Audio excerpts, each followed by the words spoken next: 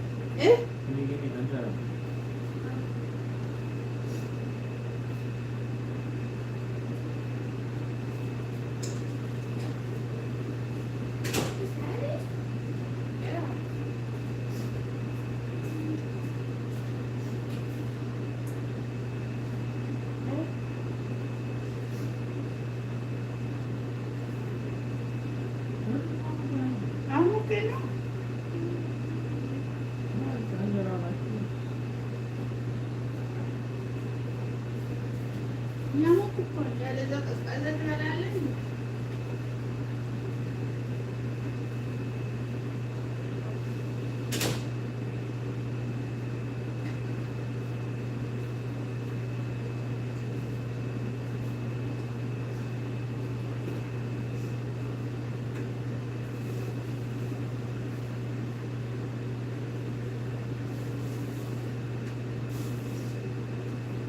ሳይሞቅ ትፈልጋለህ? ያው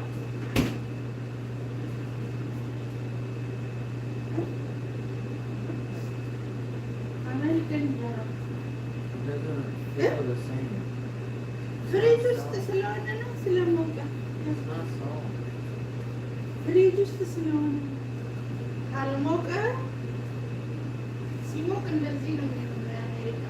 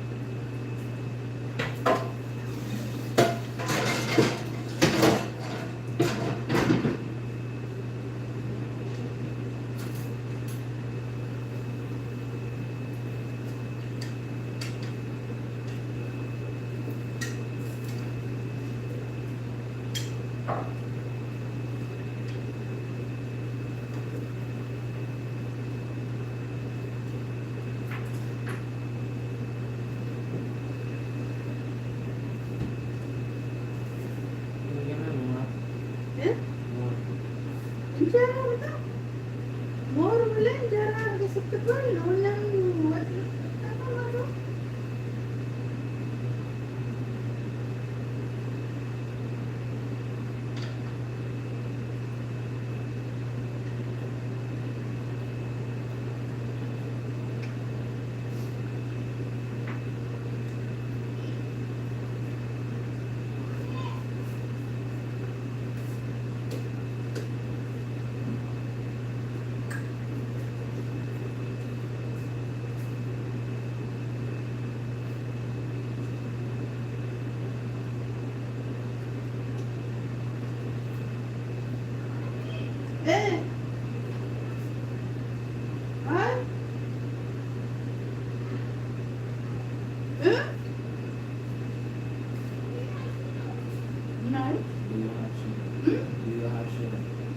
Yeah.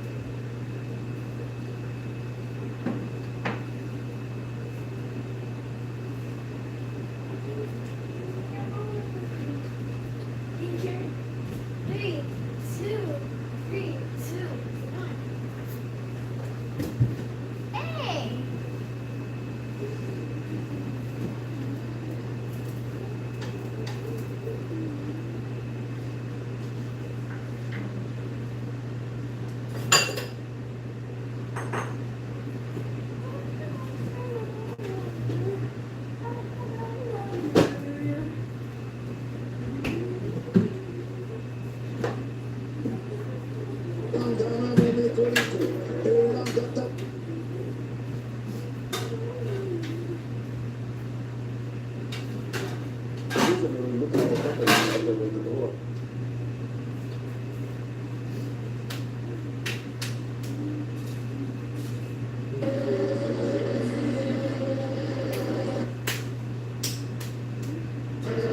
importante porque si no tenemos que seguir con el empate, cosas hay que mejorar, ser mucho más serios, mucho más contundentos a la hora de encajar en los goles.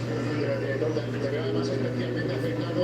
Para ti también te entiendo que es importante el partido de hoy, te reencuentras, pero con esa frustración de que también parece que nada salga para el Atlético cuando se ponen las cosas en el Sí, también. Bueno, desde luego que son 3 puntos importantes los que mejoramos hoy y eso, a ver que ponemos un partido de cara y ver que después el minuto me pone en contra, pues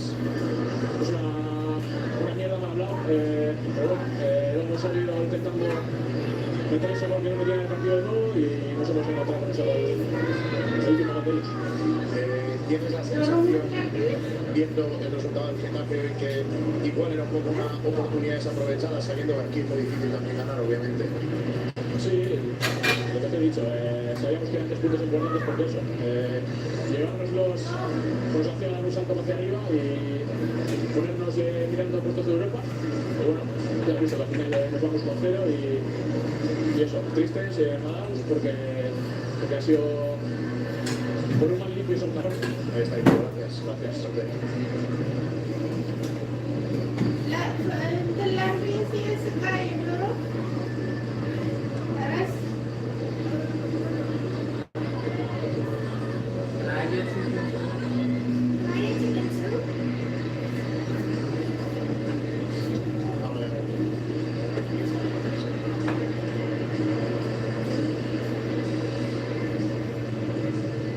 Eso es, estamos ya con Alex Baena, decía, jugador del Atlético de Madrid, que entiendo, Alex, qué fantasía esta victoria, como la ha conseguido también el Atlético en esa segunda parte, saliendo con todo. No sé qué os ha dicho que solo es el descanso, pero cambia completamente el partido. Bueno, que al final que... They gave us a paper that should have been better. And interestingly, immediately when I canceled it, within 10 minutes we got a new paper that was much better. No, I wanted up. And when Trump did say that he was not going to be sending his team, he blamed infighting in Iran for that cancellation. I want to pull up part of his True Social post for you now. In this, he said, quote, "There's tremendous infighting and confusion within their leadership. Nobody knows who is in charge, including them. Also, we have all the cards, they have none. If they want to talk, all they have to do is call." So even as Trump signals that a phone call could be a next step, he's also making it clear that he doesn't know exactly who that phone call would be with, who is in charge for Iran right now. And there were a lot of questions about what's next. In an interview with Axios, he signaled that this decision to cancel these potential talks did not mean that the fighting would start again. In fact, he said something along the lines of, "We haven't even thought about that yet." And then as I'm speaking, Jessica, we do believe Trump is arriving back here at the White House now. And of course, he's going to be speaking at the White House Correspondents' Dinner in just a little while. A huge topic will be top of mind as he takes that stage, and it'll be interesting to see what tone that takes. And I'm just highlighting how much has changed just in recent hours. On Friday, just yesterday, Press Secretary Caroline Leavitt was speaking with reporters here at the White House, and she said that there had seen some progress from the Iranian side, and that's why this delegation was being sent to clear them out. Those talks now canceled. Okay, Julia, with the latest from the White House, and as you mentioned, we are going to be bringing the White House Correspondents' Dinner live to everyone a little bit later tonight, starting at 8 p.m.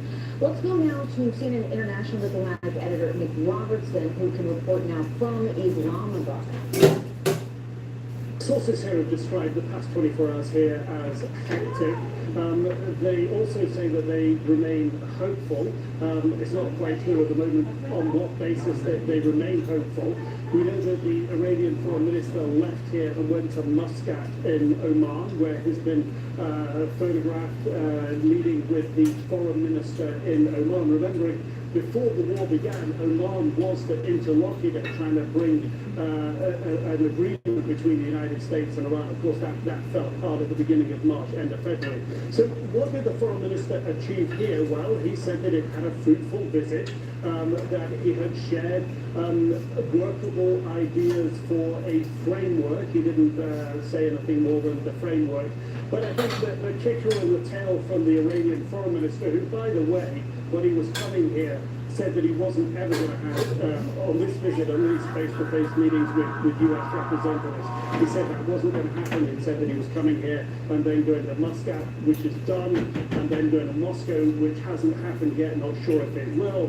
But I think the real kicker from the Iranian foreign minister here in his tweet, as soon as he landed in Muscat, was yet to see if the United States is serious about diplomacy. This really plays into the view that Iran has of the situation, that they actually do have the cards, that President Trump doesn't have the time, that they are willing to keep pursuing what they want, the sticking points, the issues around the Strait of Hormuz, the blockade, and also the nuclear enrichment issue. So where things go from here really isn't clear. I come back to what sources here say, that they remain optimistic. At least ways they haven't given up yet. I guess there's one other point just to add into that to give a little bit of extra clarity. The lockdown around the zone where the talks were due to take place, that's been locked down for over a week now. The government here finally lifted that lockdown. They could put it back in place, but that's a clue to where things are at the moment. Nick Robertson from Islamabad, thank you for that reporting. Joining us now, senior national security analyst and former Pentagon official Alex Plexus. He's currently the director for the counterterrorism program at the Atlantic Council. Alex, good to see you.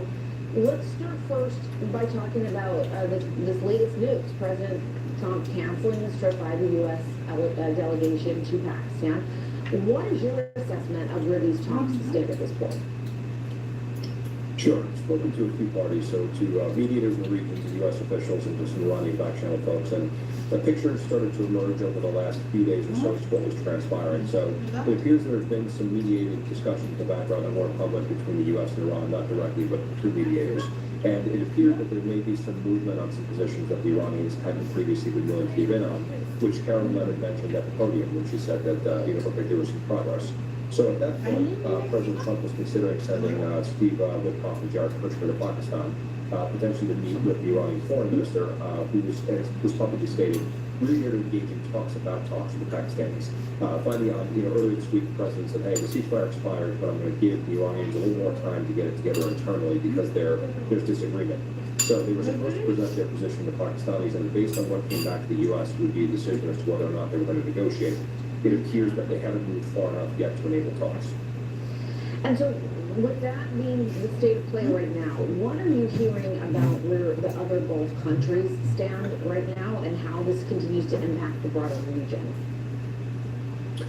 So the broader Gulf countries, those that have been asked to mediate, have basically said the same message back to the Iranians, and in some cases very forcefully behind closed doors, that the attacks on the GCC states need to stop altogether before they'd be willing to directly mediate, although they are playing roles in the background for different parties, and it's been constant with the Iranians in some cases just based on the actions in terms of attacking the Gulf states recently. So they're still not going to play a direct role in mediation. Pakistan is still the lead mediator here, although given the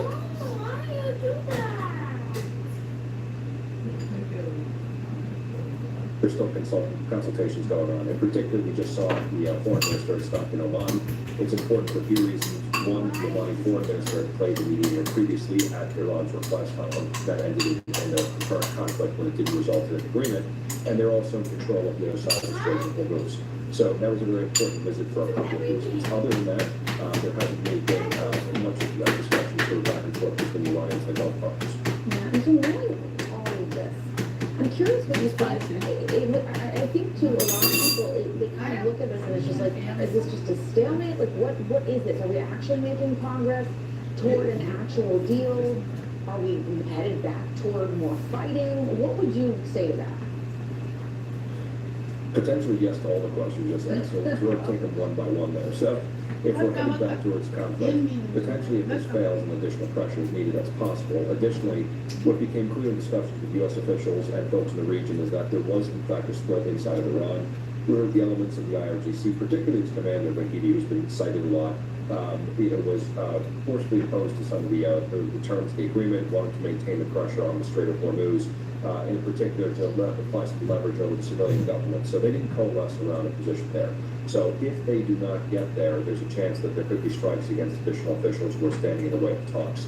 Also, the U.S. could have been striking infrastructure around the Gulf that could be used for offensive operations against shipping. That's there, which would be quite the operation. We have a third aircraft carrier on station. As the George H.W. Bush has showed up and supposed to relieve the carrier to Ford, which will be the longest deployment for the Ford, that is, since Vietnam for any aircraft carrier. But the recent overlap, so it provides a lot of firepower for a short period. However, the president said, it doesn't mean the immediate return to war. So they were making some progress in the background, but the president's been clear that he doesn't think domestic enrichment is appropriate. There's been talk about a 20-year moratorium on that, not an overall moratorium, in perpetuity. And then there could be on the back end of that a potential for some domestic enrichment. That's kind of all been up for discussion.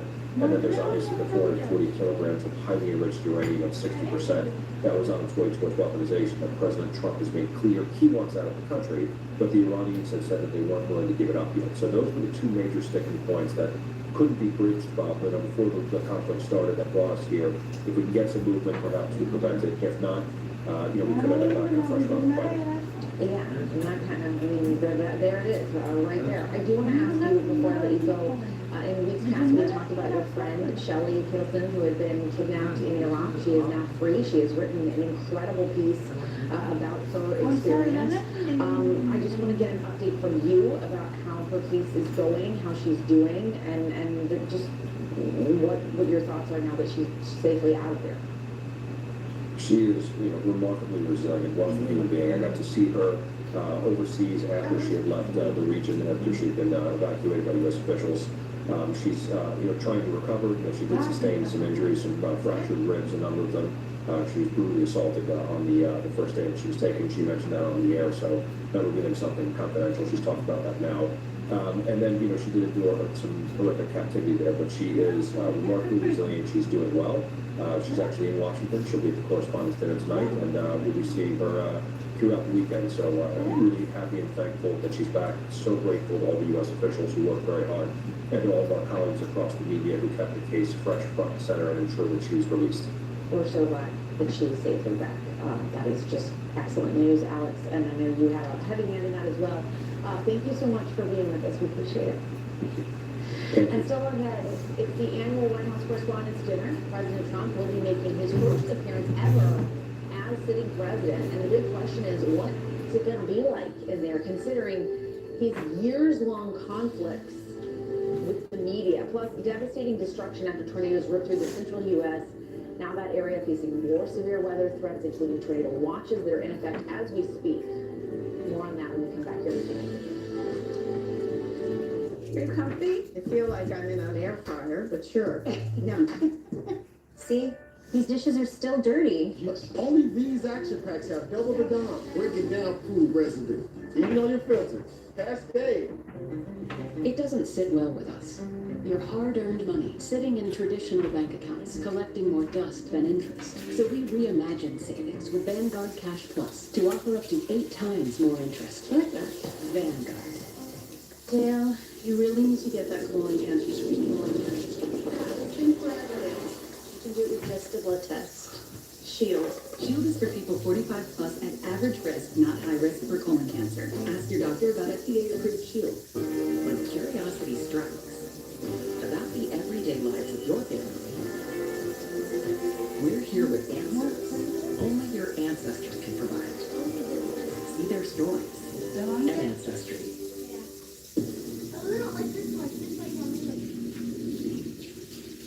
When you spend 100 years building chainsaws, you get really good at building chainsaws. So steel built them all. We built the chainsaw.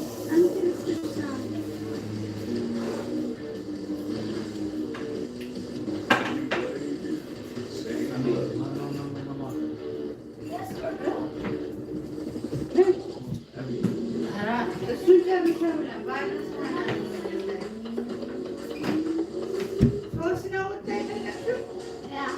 hundreds of sales every week, eat well for less at Whole Foods Market. Safe like repair, safe like replace. Ooh, that's rough. At least with Safe Light, you can get that fixed any way you want. Anywhere I want.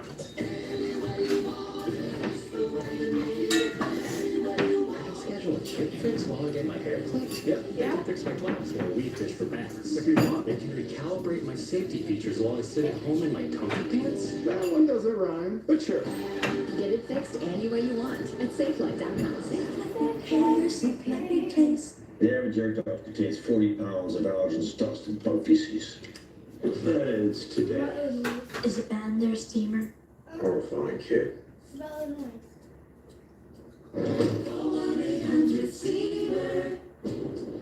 one of the NBA playoffs continues on Prime. Welcome to the game! Don't miss a minute of the action. The NBA playoffs, presented by Google. Wednesday, it's on Prime. Constipated. The need for fast relief when your backed up gut has you feeling bleh. Mirafast. Works naturally with your body in as little as 30 minutes. Mirafast. Acts faster. Works gently. I know how to make slick-looking goggles/glasses. I have no idea how to make slick-looking social media stuff. But GoDaddy Hero uses AI to create social content out of thin air, like this one. All goggles goggle glasses are great gifts for all guys and gals. Can your sunglasses go from this to this? Meet Warby Parker Sport. Lightweight frames with high-tech specs. In classic, prescription-ready styles you can wear anywhere. In stores at Warby Parker. Bet you can't run as fast as T-Mobile. Bet you I can. We better pick it up because T-Mobile now has the fastest 5G home internet. Watch this. That's the fastest 5G home internet, just $35 a month. Every small business owner has a monster to-do list. And as your business grows, it grows.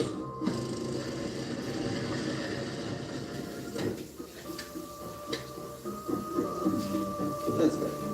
Progressive makes it easy to get a quick commercial auto quote online so you can get back to all your other to-dos. See if you can save money at progressivecommercial.com. This is Anthony Davis, and I love Frankie Peter. Join me as we bring some of the biggest names in the sports world. What are you thinking? Stop playing Anthony Davis. All Mondays at 9 on CBS. Set your DVR now. Tonight, President Trump will appear with the press at the White House Correspondents' Dinner. A lot of people wondering what he's going to say when he delivers the keynote speech. This annual dinner celebrates the First Amendment. It honors the press. It's an institution the president has often attacked, sued, insulted. He's boycotted the event every year he's been in the Oval Office, breaking a presidential tradition that began back in 1924. The last time he attended the dinner was 2011, when the world knew him mainly as a real estate mogul, the boost of The Apprentice. You'll also remember it was when then President Obama and comedian Seth Meyers joked about President Trump, now President Trump, running for Say what you will about Mr. Trump. He certainly would bring some change to the White House. Let's see what we got up there. Donald Trump has been saying that he will run for president as a Republican, which is surprising since I just assumed he was running as a joke.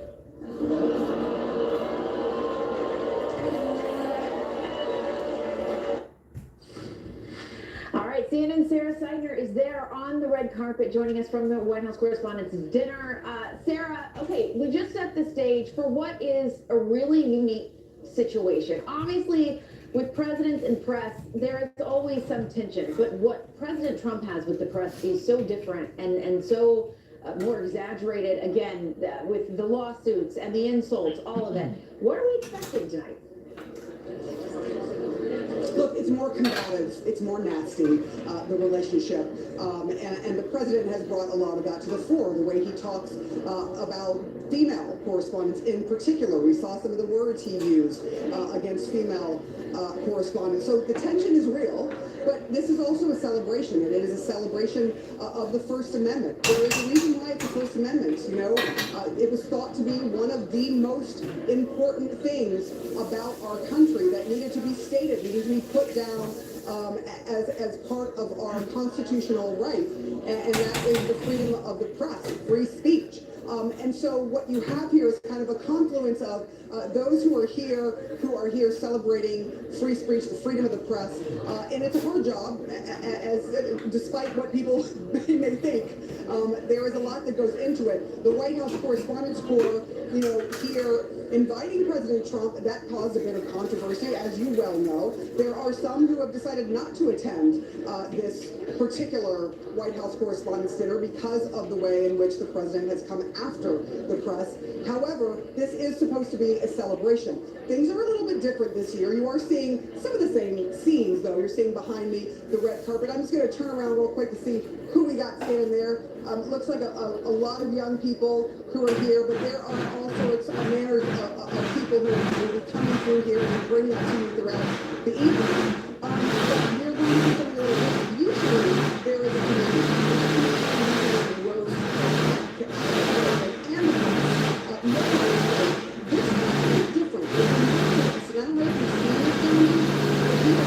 incredible. He gets into your mind. So I'll be curious what he does with President Trump when he his thing. Potential. You're wondering exactly what they're going to hear when the president himself speaks, and what they're going to hear from others who stand up and speak, because there are those lawsuits that have been brought against many of the different to the television.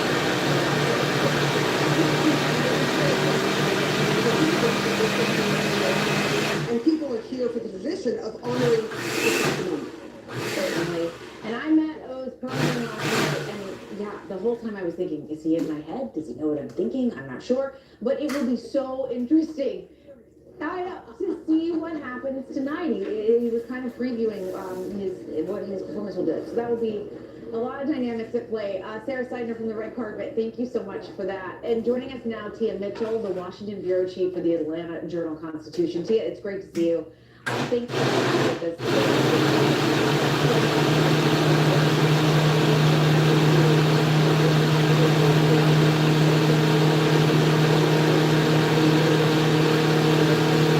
as president. What do you know about that decision, and what are they hoping to achieve by him going? Yeah, I think it is an interesting decision this year for the president to come, and I think, you know, based on what we've heard and based on what we've seen from him in recent days, I think he wants to go almost to prove to the world that he's not scared, and to put on this, you know, air of I'm the leader, I'm the president, I'm in command, I've got this, and I think he's going to try his best to portray that both in his presence at the White House Correspondents Association dinner and perhaps in his remarks. So, you know, we'll be listening to see, of course, the president normally pokes fun at the press, but it's usually, you know, jokes that people can laugh at and move on the next day. We'll see how biting his commentary is toward the press as they're in the room. And if, you know, the other thing is usually by the end of the president's remarks, they get serious and they talk about, you know, the press playing a role in our democracy and their respect for the press and their respect for the people who kind of do this work for the greater good. We'll see if there are any types of those remarks from the president, if he gives the press, you know, any nod of respect, or if it's all kind of combative and showing the press who's the boss. Yeah, I mean, that's just a big question, I think, for everyone. And what happens is members of the White House press corps are awarded awards for their reporting throughout the year. And typically the president presents those awards. And these are often people he has berated or said things about, or represent news organizations that he's sued or said things about. And so that is going to be just, you know, again, I can't underscore enough, there's a big question mark around how that's all going to play out in that room.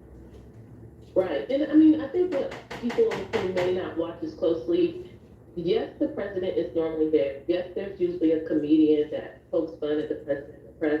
But in addition to the awards, there are also scholarship recipients, Right. dozens of them that are recognized and they get to attend the dinner. Of course, the leaders of the White House Correspondents Association get to give remarks and talk about the year they've had leading the White House press corps.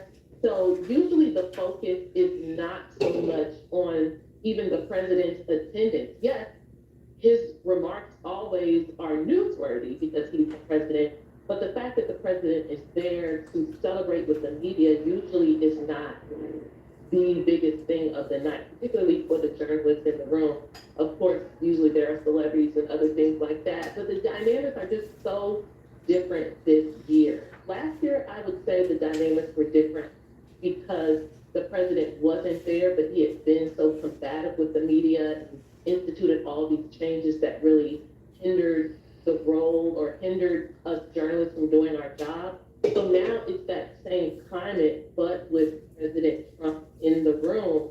And I think it is going to be really interesting to see how, if he tries to take all the attention out of the room, or if he decides to kind of play along with kind of the usual way things go at the White House Correspondents' Dinner. Yeah, it is just going to be quite interesting. And look, as Sarah and you have both noted, there's also really serious things. I mean, we're at war. There's a ceasefire, but we're at war with Iran.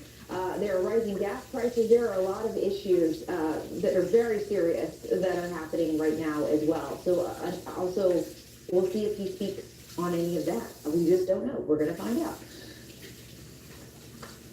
Yeah, I mean, I think one of the biggest things that people are looking to see is his balance between the serious and the humorous. And when he does decide to poke fun or give dig, how cutting is he? How personal is he about individual journalists in the room? And again, is the tone all in fun? Or, you know, there are concerns that people try to humiliate and berate the journalists in the room. You know, we don't know which approach he will take. And I think there's so much attention on his remarks that there's going to be a lot of, you know, armchair quarterbacking after the fact, depending on which approach the president takes. All right. Tia Mitchell, it is always great to have you. Thank you so much. Thanks for having me. And you can watch the White House Correspondents' Dinner special right here on CNN. It starts at 8 p.m. Our coverage does. And then we will bring you those remarks. We'll be right back. Eva Longoria, Searching for France. Sunday at 9 on CNN. Next day on the CNN app. My moderate to severe plaque psoriasis held me back. But now I'm all in with clearer skin. Thanks to Skyrizi.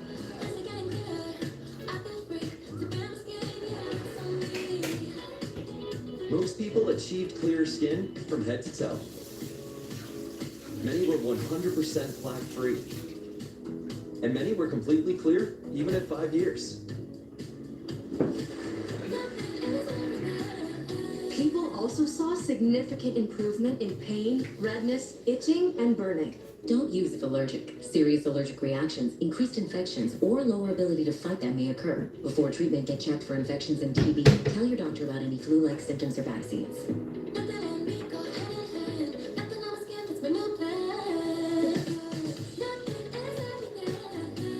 Ask your doctor about Skyrizi, the #1 dermatologist prescribed biologic in psoriasis. Learn how AbbVie can help you save. I'm Laura Geller, and I'd like to show you how to use my favorite foundation, Bake, Balance, and Brighten. You just take strokes until you feel comfortable with what it looks like on your skin. I get this beautiful natural coverage. Learn more at laurageller.com.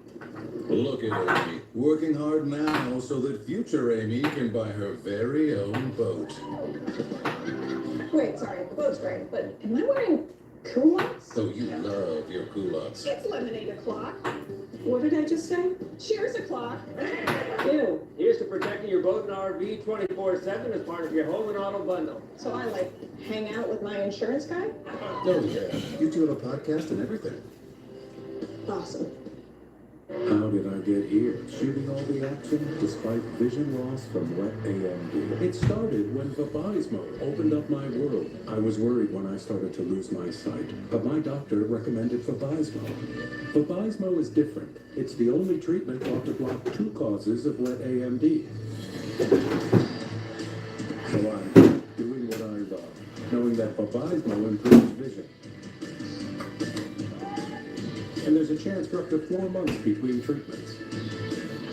Vabysmo is an eye injection. Don't take it if you have an infection, active eye swelling, or are allergic to it. Vabysmo could cause eye infection, retinal detachment, temporary increase in eye pressure, an uncommon risk of heart attack or stroke, or severe swelling of blood vessels in the eye. Report changes to vision or eye pain to your doctor or retina specialist right away. Now, I'm bringing it all into focus. Open up your world with Vabysmo. Also approved in diabetic macular edema and RVO. Ask your retina specialist about Vabysmo. If you know luxury, it's not just affordable, it's rewarding. Southwell Mattresses supports all types of sleepers. Luxury is handcrafted and assembled in American factories and brought directly to you with our complimentary in-home delivery and setup service, which is why over 90% of customers would recommend Safa to friends and family. Safa, luxury mattresses made affordable. Our sales are certain to go through the roof. Are you fully certain? Everybody loves space chickens. Don't they? Certainty matters. So when you need the right high-quality promotional products, printed perfectly and guaranteed to arrive on time, that's the certainty of 4imprint. Wow your clients, nail your next event, or inspire your team by visiting 4imprint.com. 4imprint for certain. A packed field in the wide-open race for California governor. It's a rare all-party primary where Democrats and Republicans face off. The California governor primary debate, live Tuesday, May 5th at 9 on CNN, or watch on the CNN app.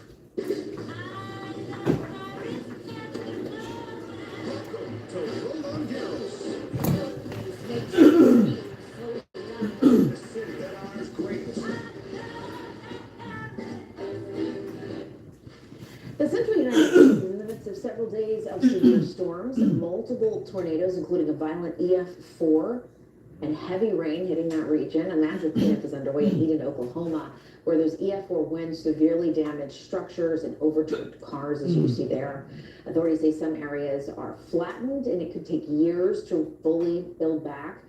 Smaller storms and tennis ball-sized hail causing significant damage to the southern part of the state. Multiple people were injured, but state officials say it is a miracle that so far no deaths have been reported.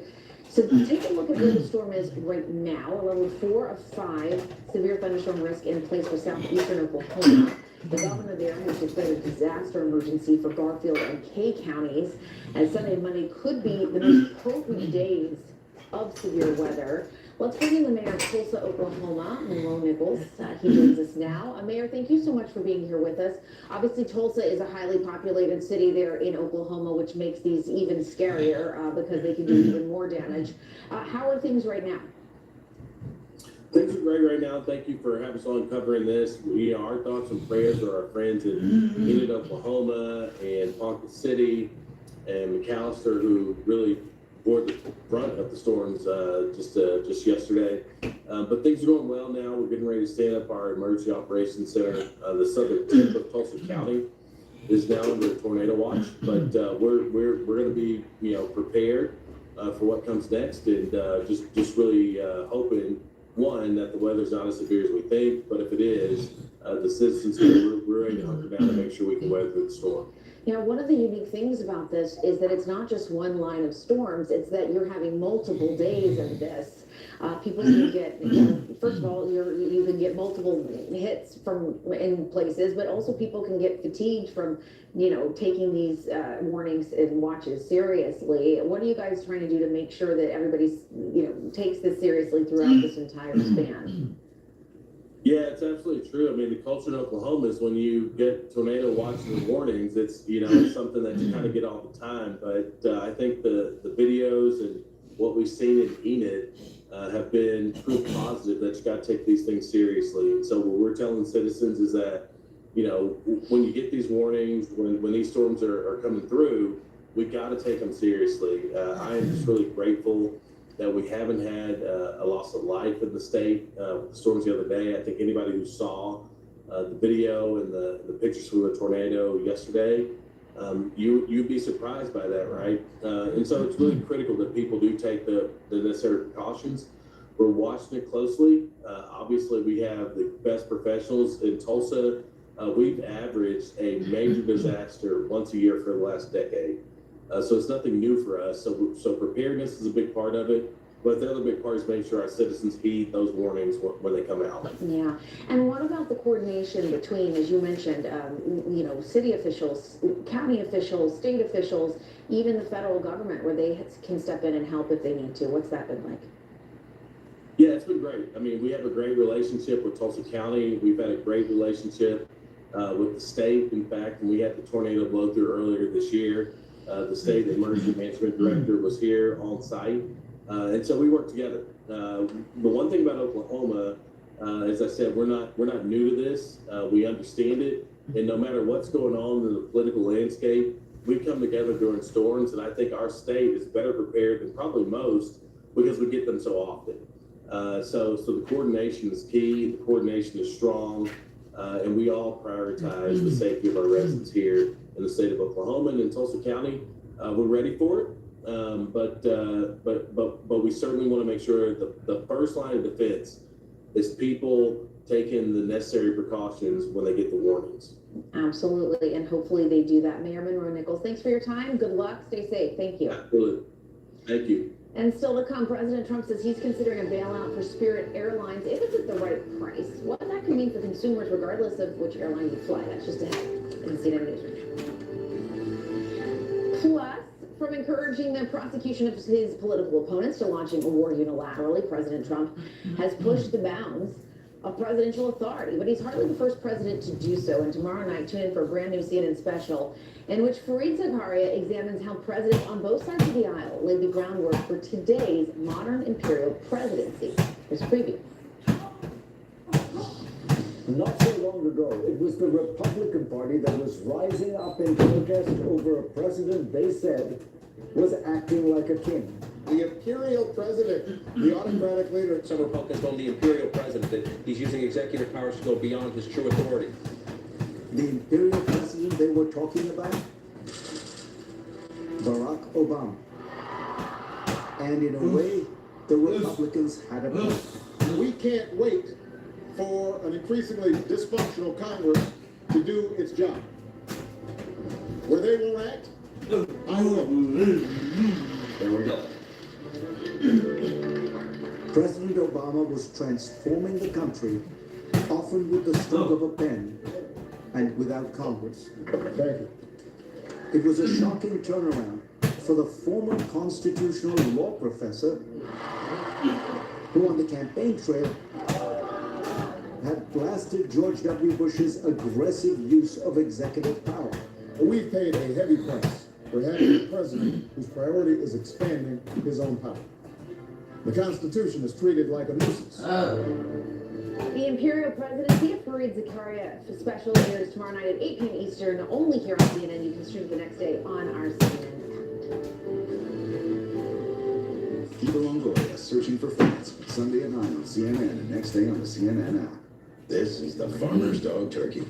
This is also turkey. But only one is gently cooked to give your dog the nutrients they need without the ultra-processing. Get 50% off your first box only at thefarmersdog.com. Introducing the new GLP-1 pill on Reddit. It's the same weight loss ingredient as the shot, now in a pill. The first ever FDA-approved GLP-1 pill for weight loss on Reddit, with an innovative formula that finally unlocks real GLP-1 results in a pill. One pill a day to lose 14% of your body weight in a year. The lowest priced FDA-approved GLP-1 ever. Now on Rev. Some messes feel impossible to clean. This is impossible. But now new Mr. Clean Magic Erasers make impossible possible. Just wet and squeeze and effortlessly cut through 100% of dirt, grease, and grime. So this is 100% possible. They're upgraded and last 2 times longer to cut through even more tough messes. And use the new shower and tub scrubber for a deep clean in half the time. On shower glass and even bathtub soap scum. With Mr. Clean, The possibilities are endless. it's not just clean, it's Mr. Clean. Effective, healthy blood pressure support takes more than innovation. It takes vision. At Human, our plant-based supplements are scientifically formulated to support the center of your health. And at the center of Superfood's virtues, healthy blood pressure support with clinically studied grapeseed extract, sustainably sourced from southern France, with delicious pomegranate berry flavor, supporting your blood pressure and heart health in all the moments your heart beats for. Get started today at human.com. Sleep that makes you feel your best. That's A-Sleep, a mattress cover that keeps your temperature just right, cooling you down, warming you up, so your body can truly rest. And if you share your bed, no more compromises. 2 permits, 1 good night. As your body shifts, 8 Sleep automatically adapts, fine-tuning your temperature for deeper, uninterrupted rest. Wake up feeling calm, clear, and ready. With 8 Sleep. Did you know you can relieve everyday aches and pains with odor-free Aspercreme? Vacuum strength lidocaine carpet clears fast for soothing and numbing pain relief. Try Aspercreme, the #1 pharmacist recommended topical anesthetic.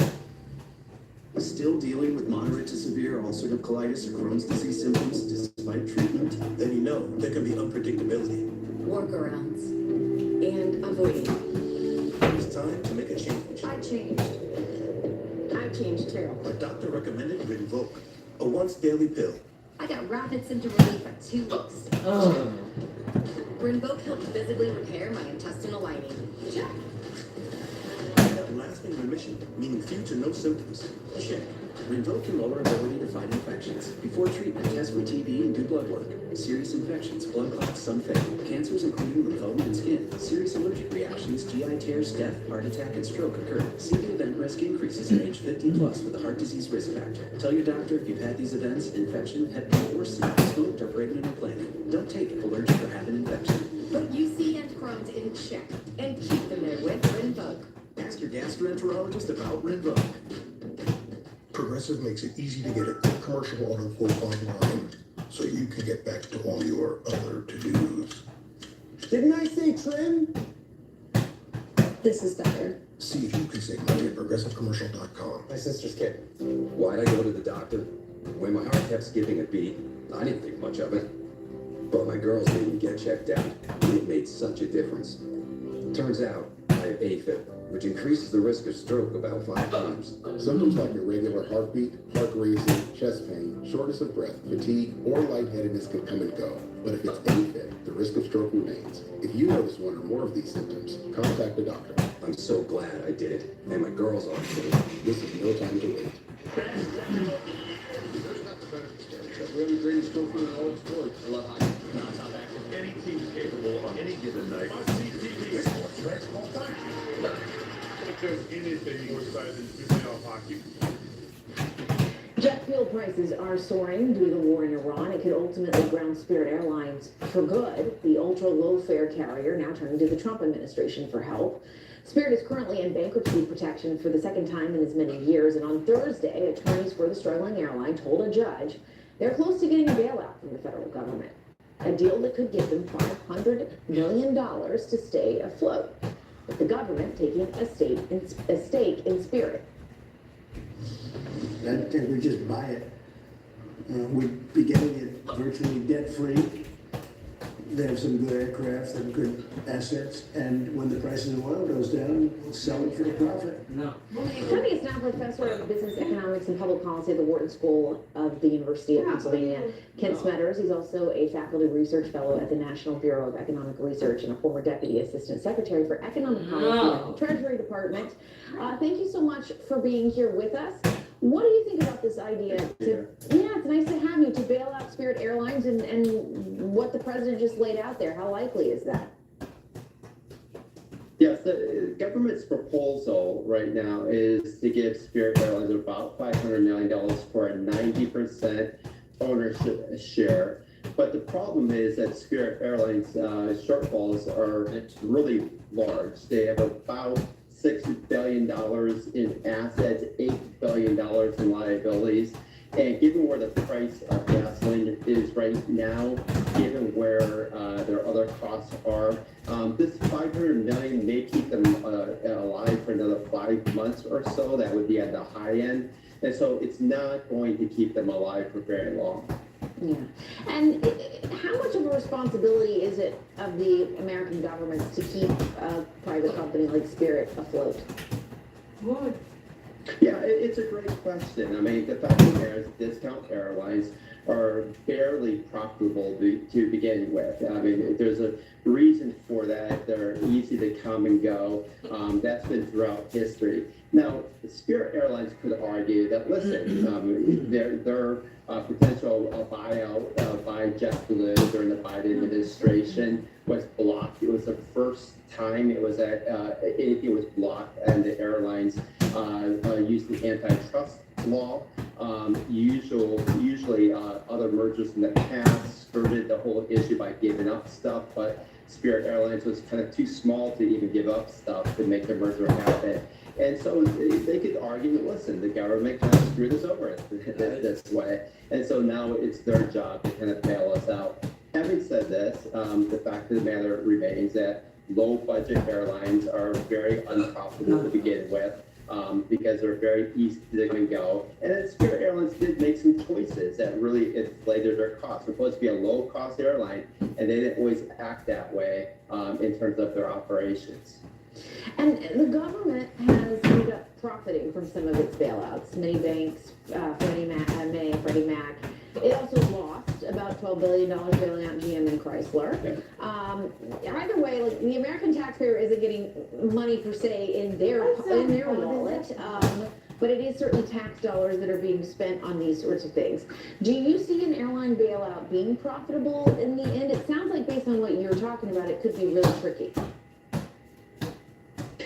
Right, and I don't see at least the current offer, the current restructuring idea being profitable to the U.S. taxpayer. Just to put this in context, in terms of the actual aircraft that Spirit actually owns, not things that they're leasing, that amounts to only about $500 million of aircraft. They only have about 20 that they actually own, and most of that is already serving as collateral for debt. So it's not as easy as it might seem to get rid of that stuff. And so it would have to be a dramatic turnaround. And on top of that, it's pretty hard to keep sustainable given that all the other airlines have gone and offering low-cost tickets as well. And so it's very different than some of the bailouts that happened in the financial crisis, where a lot of those firms still have pretty large gates, barriers to entry for competition. And so almost certainly this type of bailout is not going to make the government or the taxpayer money. All right, interesting stuff. Ken Smatter, thanks for your expertise there. We appreciate it.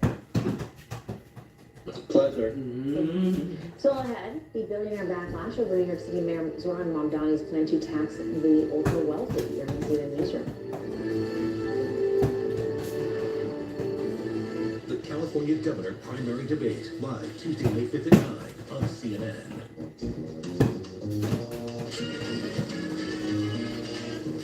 Don't sweat the technique. How much for what? 11. When kids start making money, Who's next? Chase can help them figure out how to manage it with smart tools and guidance from expert bankers. Now that's a first deposit. Let's get your account open. Eh? Give me some. That's good for kids and good for parents. Chase, make more of what's yours. I thought it was just a fatty liver, but it's actually MASH. It's serious. It's scarring my liver, and it requires more than losing weight. Resdifra is made for MASH with moderate to advanced liver scarring without cirrhosis, along with diet and exercise. It has accelerated FDA approval. Studies are ongoing to confirm benefit. Only Resdifra works directly in the liver. It helps reduce MASH and liver scarring. Before taking, tell your doctor about liver or gallbladder problems, or if you're pregnant, breastfeeding, or plan to be. Serious side effects include liver injury, gallstones, gallbladder, pancreas inflammation. Stop taking and call your doctor about tiredness, nausea, vomiting, fever, rash, yellowing of your skin or eyes, stomach pain. Tell your doctor if taking Gemfibrozil, clopidogrel, or statins. bloating, dizziness, constipation. Restifra made a difference for me. Ask your liver specialist for Restifra. Okay, the plumber's fixing that burst pipe. Should be all set. Good thing you're protected 24/7 with your home and auto bundle from Progressive. Oh, sorry. I'm just trying to figure out the right caption to post about this. Maybe something like, I have protection, just need a lifeguard. What about that emoji with the shocked face? Or maybe flooded with emotion. That's too much. Tuesdays are cray. You know, technically, you don't have to post everything that happens online. Life is meaningless without affirmation, am I right? Zepbound may help in your weight loss journey. Once weekly, Zepbound helps adults with obesity lose weight and keep it off. Don't share needles or pens or reuse needles. Don't take if allergic to it or if you or someone in your family had MTC or MEN2. Tell your doctor if you get a lump or swelling in your leg. Stop Zepbound and call your doctor if you have severe stomach pain or a serious allergic reaction. Severe side effects may include inflamed pancreas or gallbladder problems. Tell your doctor if you experience vision changes, depression, or suicidal thoughts before scheduled procedures with anesthesia. If you're nursing, pregnant, plan to be, or taking birth control pills. Taking Zepbound with a sulfonylurea or insulin may cause low blood sugar. Side effects include nausea, diarrhea, and vomiting, which can cause dehydration and worsen kidney problems. Ask your healthcare provider about once weekly Zepbound. Names going micro. Micro habits, micro wins, microdose GLP-1s. I'm stuck. My weight won't budge. Being there, but you can help. I've had time. Micro. Get started at Emuye.com. Because when you give me except for all our employees. Blah, blah, blah, blah. Certain year of you? Are you working on certain? Oh boy. Certainty matters. So when you need the right high-quality promotional products, printed perfectly and guaranteed to arrive on time, that's the certainty of 4imprint. Wow your clients, nail your next event, or inspire your team by visiting 4imprint.com. 4imprint for certain. It's lunchtime and Gary is double booked. Good thing Gary's company uses Otter's AI meeting assistant to take notes and generate a summary. So Gary doesn't miss a meeting and can regain his lunch break. Try now for free. Visit otter.ai or download the app. This is Anthony Davis, and I love pranking people. Join me as we prank some of the biggest names in the sports world. CBS. What are you thinking? Stop playing Anthony Davis. Only Mondays at 9 on CBS. Save you right now. Close the action and brought to you by AARP. Join and get instant access to member benefits. Join AARP today. Get instant access to benefits, programs, and services. Just $15 for your first year with automatic renewal, and get a second membership free. New York City Mayor Zoran Mamdani is moving forward with his plans to tax the rich, recently releasing a video promoting his and Governor Kathy Hochul's new tax proposal aimed at taxing luxury second homes. But in that video, he singled out Citadel CEO Ken Griffin's $238 million penthouse. In an email sent to employees Thursday, Griffin's COO called Mamdani's reference shameful and implied Griffin's hedge fund firm might consider pulling the plug on a $6 billion Midtown construction project. Let's bring in CNN's Gloria Pazmino now. Gloria, this was a very pointed, standing in front of someone's home, singling them out. What else are you learning about all this? Yeah, Jessica, and I actually think this moment sort of lays out the very delicate balance that this mayor and this governor have to strike as they pursue tax increases on the wealthy. And we are seeing this a very strong response, not just from one very specific wealthy person, but also a larger business community that is saying that they're very concerned about this and even threatening to take action and essentially take their business elsewhere. So let's start at the beginning. It started with the social media video that Zoran Mamdani made, as you said, outside the home of Ken Griffin, talking about Kathy Hochul's proposal for a pied-à-terre tax. That is a tax on ultra wealthy, expensive second homes here in New York City. And Ken Griffin actually made history. He broke a world record back in 2019 when he purchased that home at $238 million at the time. It was the most expensive home sale in U.S. history. And so Mamdani stood outside of his apartment to make a point about people like Griffin who can afford to have these types of second and even third homes in some instances, but they do not have to pay additional taxes. Now, as you remember, Mamdani campaigned on a promise to raise taxes on the wealthy, but the very important detail is that he doesn't actually have the power to do that. It's the governor and the state legislature who can raise taxes on New Yorkers, and the governor has been opposed to taxing the wealthy, so she's thrown out this other option, taxing these ultra-luxury properties as a way to raise revenue for the city, which is facing a $5 billion deficit. Now, that got the attention of Citadel, which is a major hedge fund here in the United States. And this is part of what they said in a letter to employees. Quote, the mayor has once again manifested the ignorance and disdain of the elite political class towards those who have been consistently committed to building one of the greatest cities in the world. And in that same letter, Citadel suggested that they might give a second thought to a construction project that would bring thousands of jobs and millions of dollars in investment to New York City. Here's how the mayor responded. As mayor, I will continue to work with business leaders, including Mr. Griffin, as partners in building a city that continues to be the economic engine, not just of this state, but also of this country.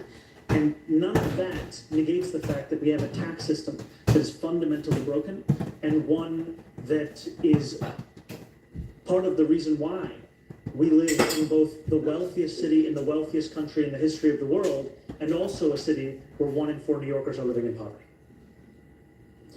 Now, Jessica, part of what Citadel and others in the business community have been saying is we do other things, in their view, to support the health and the economy of the city. And in their view, they do believe that they are contributing. This is, of course, far from being over. The PTO tax is still being negotiated, and the state budget has not yet been finalized. Jessica? Gloria Pazmino, thank you for that. President Trump tells Iran the U.S. is one call away after pulling the plug on peace talks in Pakistan. What we know about the new paper he says the Iranians have since proposed during the CNN measure. Kara Swisher wants to live forever. Next Saturday on CNN and next day on the CNN app. One HIV pill a day doesn't seem like much, but having to take it every single day over time, it started to add up.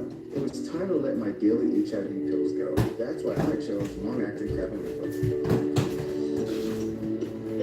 For adults who are undetectable, Cabenuva is the only complete HIV treatment designed to... No, this is cheating!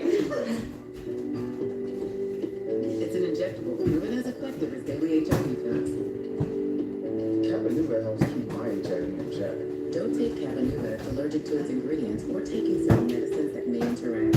Serious side effects include allergic reactions or rash, post-injection reactions, liver problems, and depression. If these occur, get medical help right away. Tell your doctor about your medicines or supplements, medical conditions, liver or kidney problems, mental health, pregnancy, and breastfeeding. The most common side effect is injection site reaction. I chose the HIV treatment that stays with me without daily pills. Tell your doctor you're ready to switch to Cabenuva. If you're out there and you're watching this message, we need your help, and we need it now. This is a typical day at the outpatient department. Every day we see very many cases of children with severe pneumonia. All these children need to be seen, and they all need to be seen today. This is baby Priscilla. She's 7 months old. When a child has pneumonia, you really need to move quick. This is like an infection in the baby's lungs. It really hurts for this child to be breathing. It feels like someone is squeezing your chest. If Priscilla doesn't get antibiotic treatment, it could lead to death. We need your support right now to help save children's lives like Priscilla's. Please call or go online to givetosave.org and give just $10 a month, only 33 cents a day. You can help us provide life-saving medicines, food, and essentials to children in most need. The problem we have is we simply do not have enough medicine. It's very heartbreaking to see a child suffer like this. Please help children like Priscilla before it's too late. All we need are 1,000 monthly donors. Please call or go online with your monthly gift of just $10, only 33 cents a day. Your donation today can help secure additional grants, which can multiply the impact of your support up to 10 times.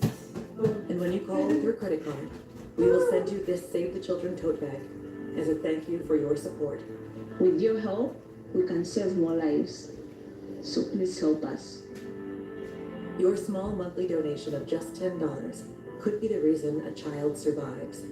Please call or go online to givetosave.org to help save lives.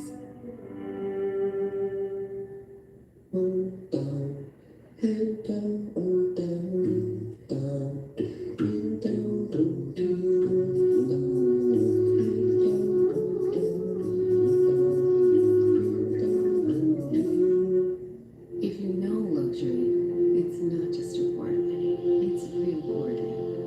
Sattva mattresses supports all types of sleepers. Luxury is handcrafted and assembled in American factories and brought directly to you with our complimentary in-home delivery and setup service. Which is why over 90% of customers would recommend Sattva to friends and family. Sattva, luxury mattresses made affordable.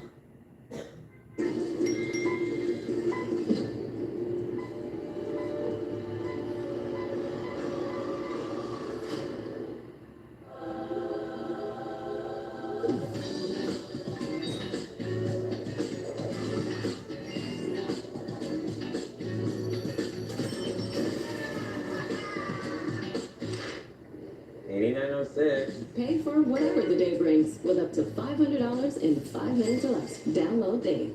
A packed field in the wide-open race for California governor. It's a rare all-party primary where Democrats and Republicans face off. The California governor primary debate, live Tuesday, May 5th at 9 on CNN or watch on the CNN app.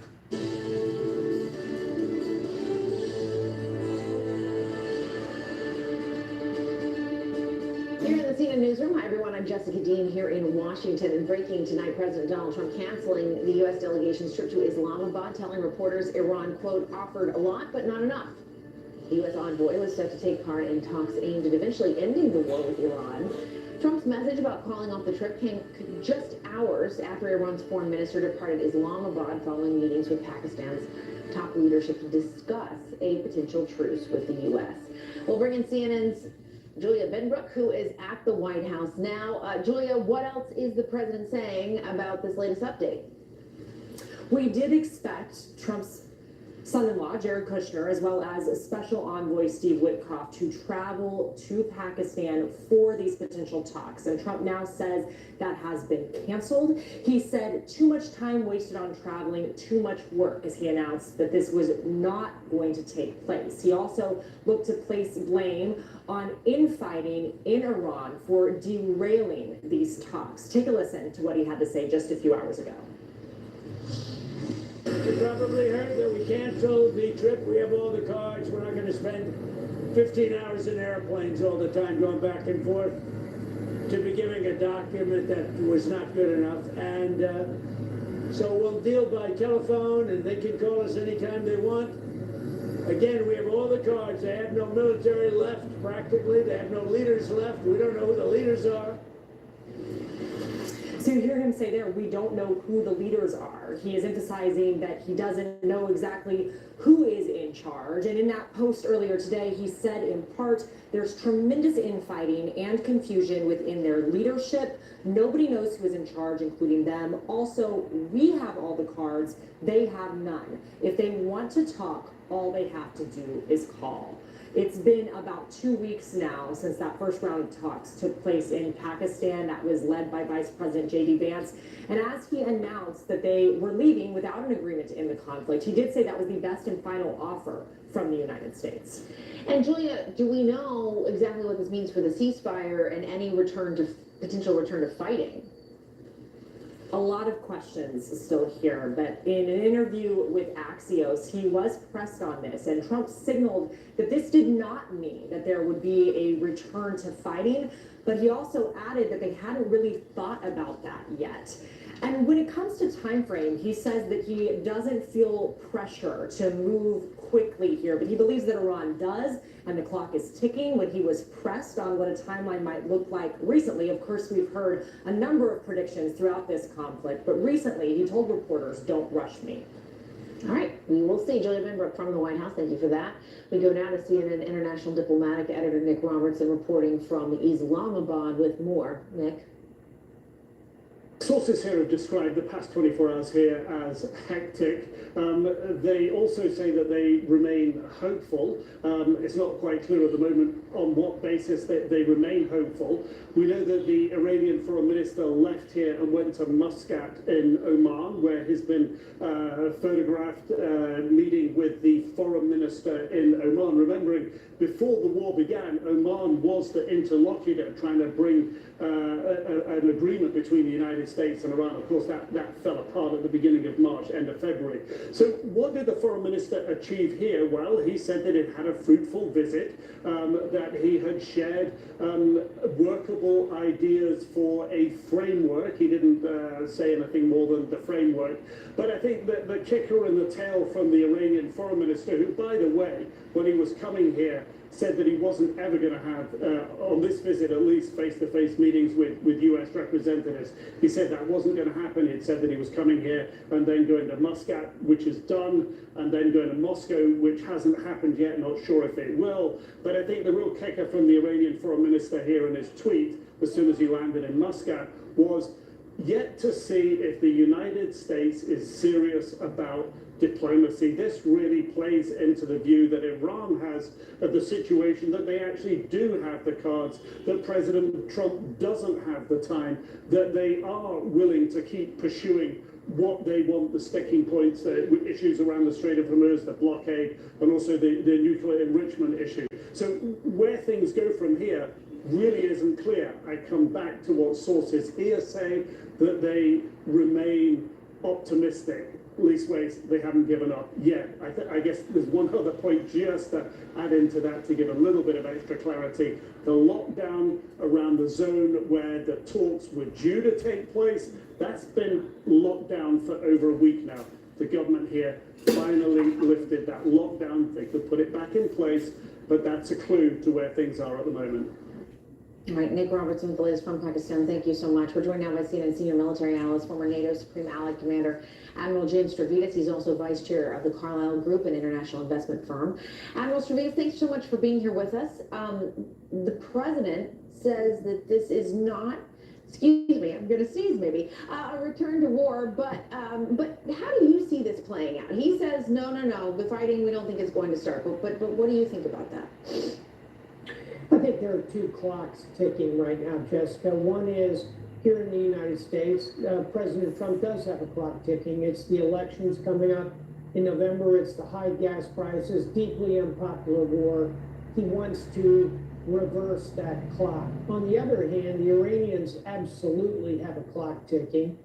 In particular, if they can't get their oil-based economy started again, which is completely stalled by the U.S. blockade, they will start to incur truly long-term damage to that economy. So bottom line, both sides have an incentive to get back to the table.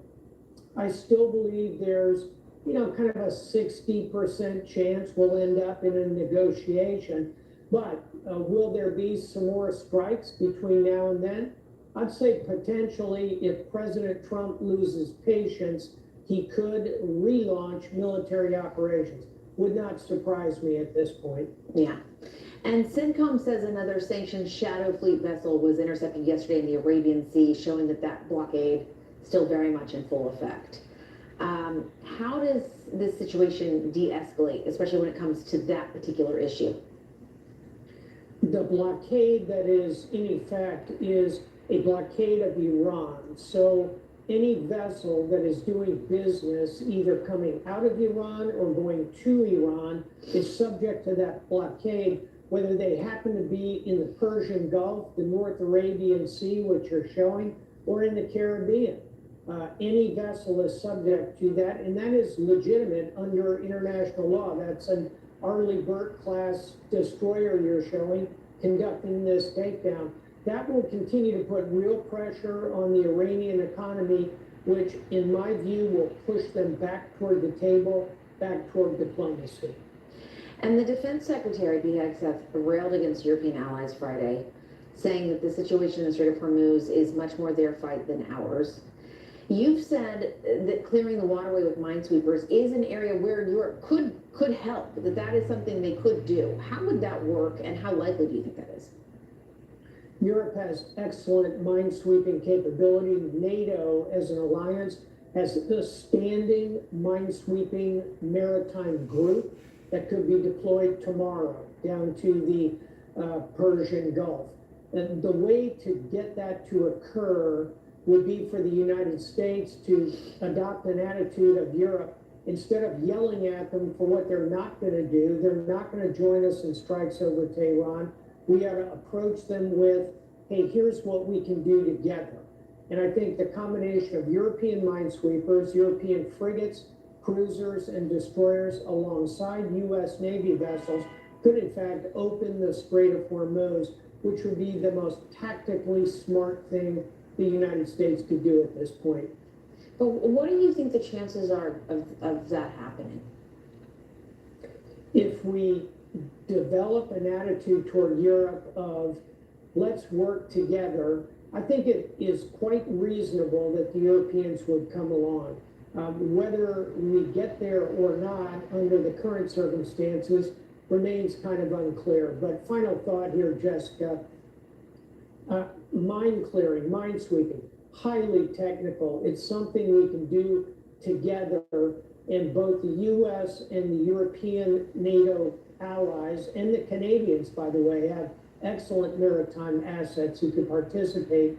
I think that is a big part of the solution here. So final thought, if you could put pressure on Iran by reopening the strait, I think that helps you. You add the blockade to that. I think that's how you get Tehran to the table. All right, we will see if that's what comes to be. Admiral James Stavridis, always good to see you. Thank you. Thanks, Jess. Silicon Palestinians in Gaza telling CNN tonight they are proud as they hold their first election in more than 20 years. Plus, President Trump attending his first ever White House Correspondents' Dinner as a sitting president after years of attacking the press.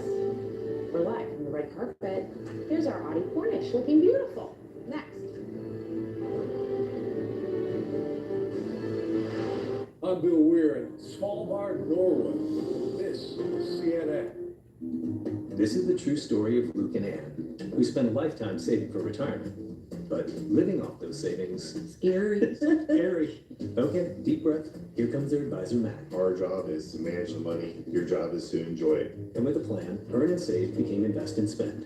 Family trips, world restaurant tours, and Luke's new tractor. Riding lawnmower. Right. Sorry. What matters is that with Matt's help... We're getting a lot more enjoyment out of life. JP Morgan Wealth Management. Want the fastest working GLP-1 for half the price? Ronel offers FDA-approved weight loss injections cheaper, so you can see weight loss results faster. Lose 20% of your weight with the formula that hits not one, but 2 hormones for less hunger and faster results. Weight loss faster, confidence higher, price cheaper. See if you qualify at ro.co/TV. Spring. It's time to run it. Run it until the grass becomes a lawn, until the hedges got covered. Then run it again. Allergies got you trying every trick? Grab Zyrtec for total relief. It works fast and lasts a full 24 hours. What are you waiting for? Go Z's the day with Zyrtec.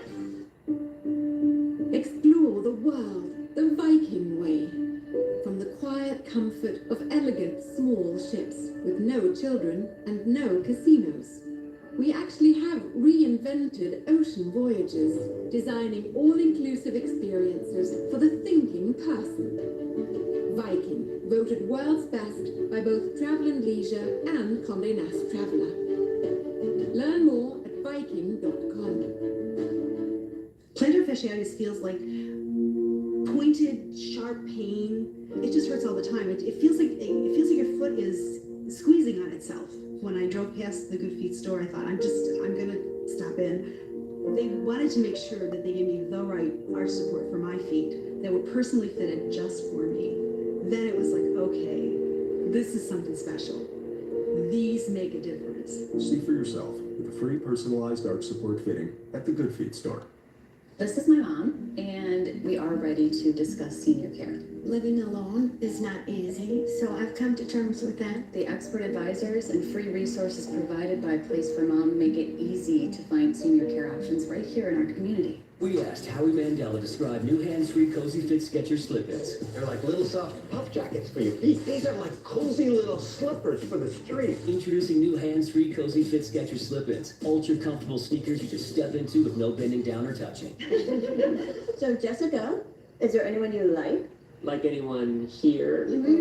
Oh my gosh, let's do Home Court Explorer. Yes, we'll help you shop, quote, and buy the right coverage for you, even if it's not with us.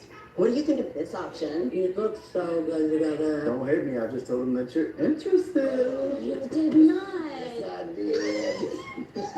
Oh, I know. Let's prank call each other. That's not how that works, Jamie. If you know this feeling, you should know the facts. The eczema medication you're taking may not be right for you. Visit myrawtruth.com and talk to your dermatologist about your symptoms and treatment options. Did you know 100% of floors test positive for fecal bacteria? Ain't that some?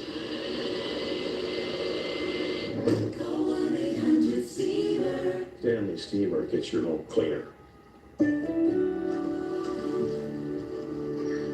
Did you take your vitamin today? That's my job. Nature Made. The #1 pharmacist recommended vitamin and supplement brand.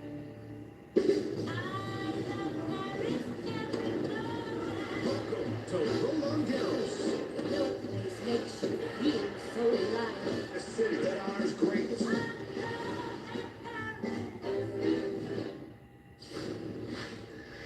In one city in Gaza today, Palestinians did something they have not had the opportunity to do for more than 2 decades, and that is vote. It comes as progress in the U.S. brokered ceasefire between Israel and Hamas has stalled. Hamas still controls much of Gaza and has resisted calls to give up its weapons. Hamas was officially excluded from participating in the election, which is being organized by the Palestinian Authority, and CNN's Oren Lieberman explains why today's vote, while small, is still significant. These municipal elections are the first in 20 years in Gaza, but they're only taking place in one very specific area, the central Gaza city of Deir al-Balah. It's one of the places in Gaza that suffered the least over 2 years of war and Israel's bombardment of the shattered territory. That's the reason it will only take place there. It's only about 70,000 Palestinians in Gaza, so less than 5% of the population that's eligible to vote. And yet, it's an incredibly symbolic and important election for a number of reasons. For the Palestinian Authority, which governs parts of the occupied West Bank, it's important to show that it can carry out elections not only in the West Bank, but also at the same time in Gaza. Meanwhile, for European and Arab states, it's important because they want to see an elections process. They have called and pressured for the Palestinian Authority to hold elections in the United States because a reformed Palestinian Authority is part of the next phase in the future of the U.S. brokered ceasefire agreement that went into effect in October. And before the Palestinian Authority can take over governance of Gaza, it needs to show that it's able to, and the elections are part of that. Now, Hamas is officially excluded from being on the lists as part of the elections in Gaza, but its police force is part of the security force that's taking care and monitoring the election sites. Still, it's considered that voter turnout and the results of the elections are an important gauge on the popularity of Hamas in Gaza. Still, for many Palestinians who have waited for this moment, it is a crucial moment. Our hope in these elections, God willing, is that they will reaffirm Palestinian nationalism, prevent the erasure of Palestinian identity, and solidify our connection to this land, our roots, and our ancestors. Despite everything that is happening, we will remain, God willing, and our hope remains, God willing, to raise the Palestinian flag, to elevate Palestinian youth, and to present the Palestinian cause to the entire world. We desire development, peace, and love, far removed from war, humiliation, and all that we have witnessed. At the same time, municipal elections were also held across the occupied West Bank, but in many of the major Palestinian cities, there was only one list, and that was Fatah, the party that has governed and controlled the Palestinian Authority since its inception, and that risks disenfranchising voters who wanted to see a new generation of leadership in the Palestinian Authority. Oren Lieberman, CNN, Jerusalem. All right, Oren, thank you for that. And tonight, the death toll in Ukraine continues to rise after large-scale Russian attacks overnight. Officials saying at least 7 people are dead. Ukraine says more than 600 drones and dozens of missiles were launched by Russia, mainly targeting the southeastern city of Dnipro, but also stretched west into the Kyiv and Odessa regions. Ukrainian President Zelensky says at least 30 were wounded in the attack that damaged residential buildings, businesses, and some industrial infrastructure facilities. In the war in Ukraine, it appears military robots are replacing humans and heading into battle, and CNN's Melissa Bell has more on that piece of the story. Welcome to the future of warfare.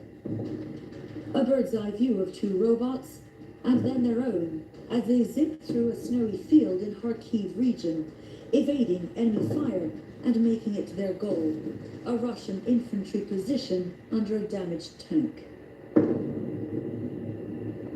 Russia may have more men in this 4-year war, but Ukraine believes that its robots can help make a difference, like here. One blows up part of a building, allowing a second to destroy a basement in which soldiers were hiding. More losses for Russia, and again, 0 for Ukraine, a crucial arithmetic as Kyiv battles Moscow's superior numbers. The future is already here, already on the battlefield, and Ukraine is creating it. That was here, also in the region of Kharkiv, when a unit of robots did the work of soldiers with no blood spilt. That unit took over the dugout's tree line in just 15 minutes. The entire strip was already ours, literally and without any losses. Not a single shot was fired.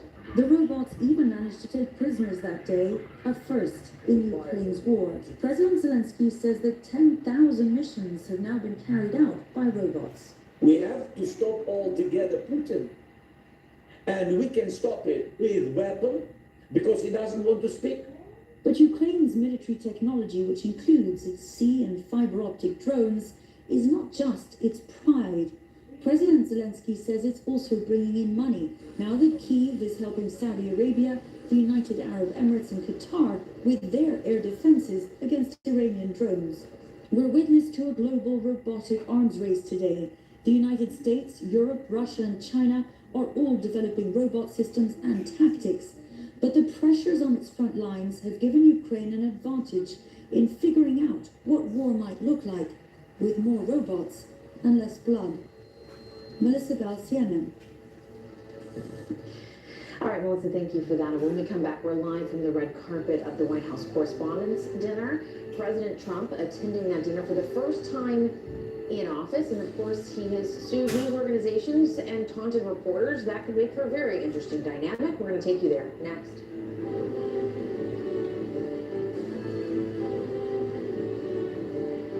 The California governor primary debate, live Tuesday, May 5th at 9 on CNN. This isn't for show. This is America. We open our doors, step out onto our lawns, and do whatever the hell we want. We build, we burn, we party, a lot. We love, we learn. We cut it razor sharp. We keep it green, because this isn't some royal palace. It's just soil, sweat, and 250 years of the American yard. So come around back. We'll show you what it's all about. Healthy aging support starts here with the innovative nitric oxide science pioneered by Hema, supporting your body